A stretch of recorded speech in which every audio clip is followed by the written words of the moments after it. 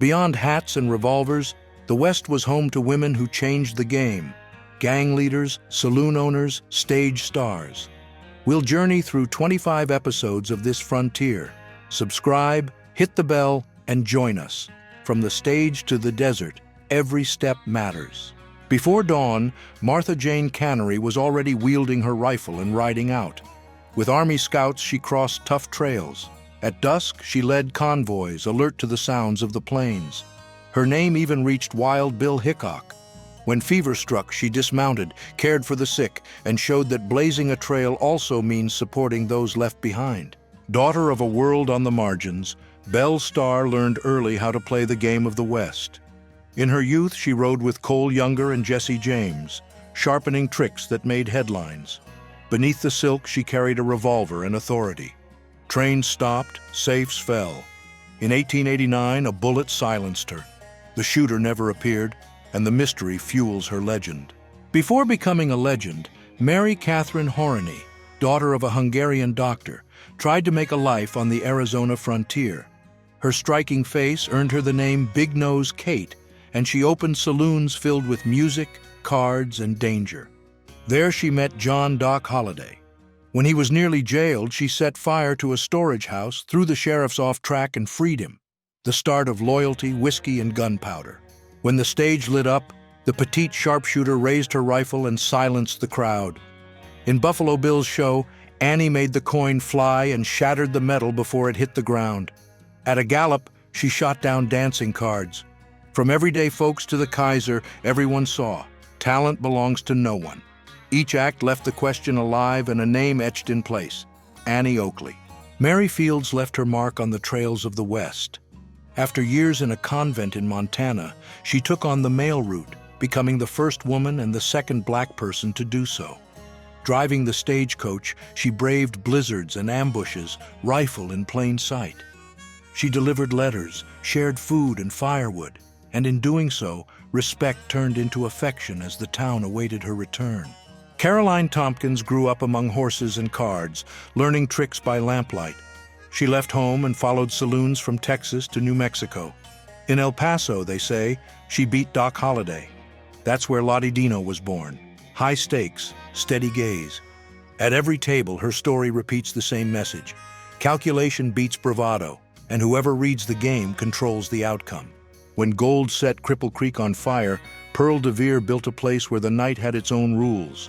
At the door, there was sparkle, music, and champagne. Inside, another law, no one disposable. Pay on time, decent clothes, a warm room, respect, and protection. That's how the parlor became a refuge. Politicians and investors crossed the dust for hours of another life.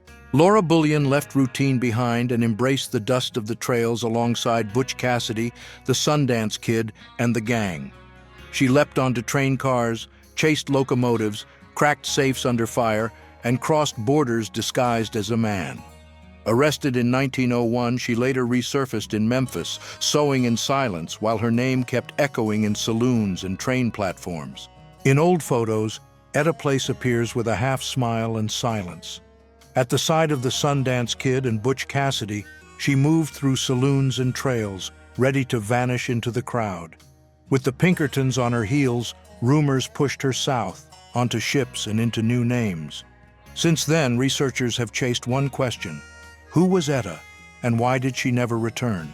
In Nevada City, Eleanor Dumont turned the tables and her own fate. On the green felt, she dealt cards with a touch of irony.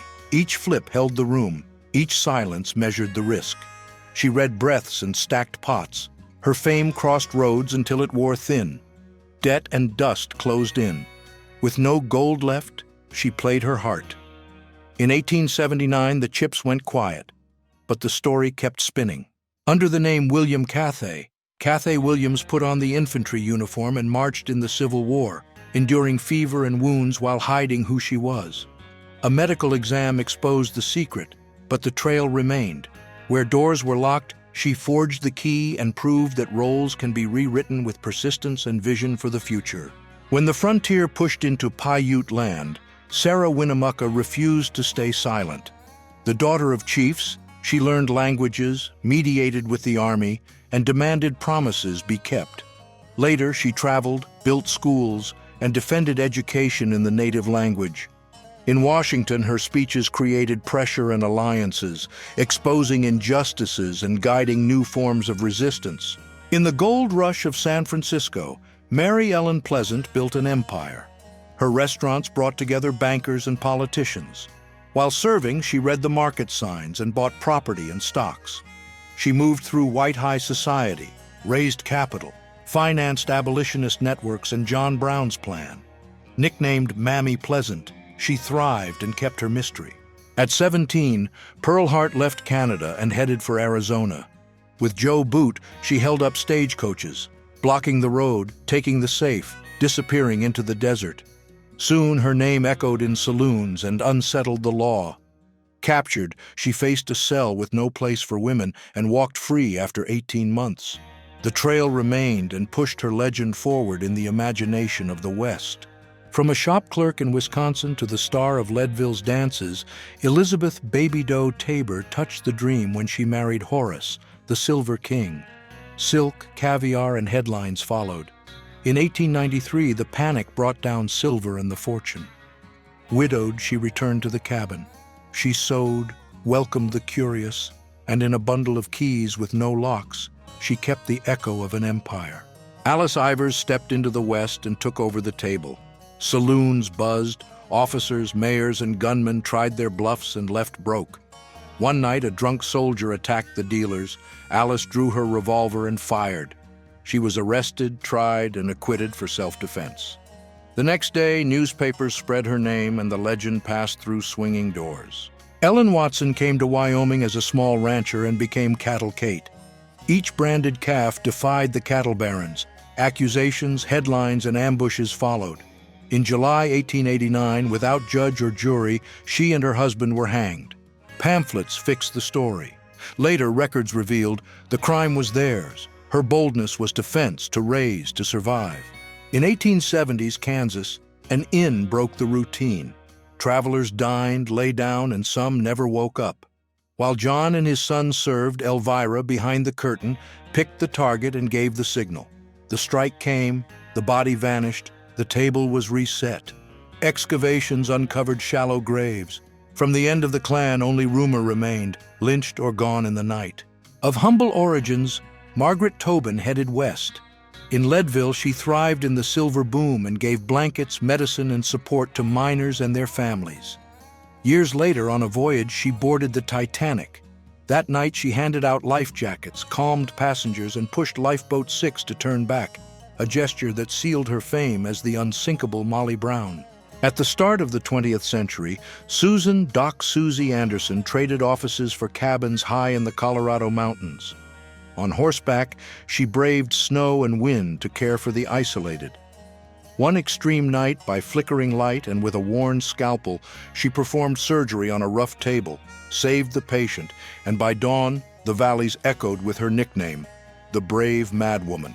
At 15, Rose left sewing behind and took to the trails of Cimarron. Alongside George Bitter Creek Newcomb, she learned to dodge patrols and plan escapes. In a siege, she dug in her spurs, crossed the fire with ammo, and cleared the way. Caught and quickly released, rumors spread. She saved her lover out of loyalty or bargained her way out, splitting the territory. Carrie Nation didn't ask permission. She shoved the door, silenced the music, and raised her hatchet. With her swings, bottles, counters, and stained glass came crashing down. It wasn't looting. She acted in the name of faith to save families. Each shard made headlines. Each arrest drew crowds. To the sound of the train, bars shut down and she moved on, town after town, cementing her legend in the twilight of the Old West. Late afternoon in New Mexico. Dust swirled as a small nun walked into the saloon. Blandina Segale didn't bring holsters. She came with urgency. In front of her, a cornered man and Billy's pistol. She stood in the middle and said, "There's no need for another body."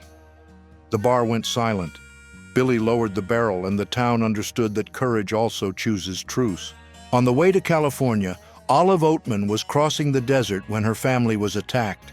Captured by the Yavapai, she was later traded to the Mojave, who tattooed her chin as a sign of welcome.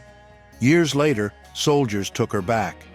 Nothing, however, erased the mark. In parlors and newspapers, she became a spectacle, a reminder of the frontier that lingered beneath new clothes and rules. On roads ruled by men, Molly took the reins and became a reference. With her hat and sharp eyes, she drove the stagecoach along feared routes, carrying mail and people. On a bend, two men blocked the way. She raised her gun, fired a warning shot, and they backed off. Records and whispers asked what frontier would come next as her legend moved ahead.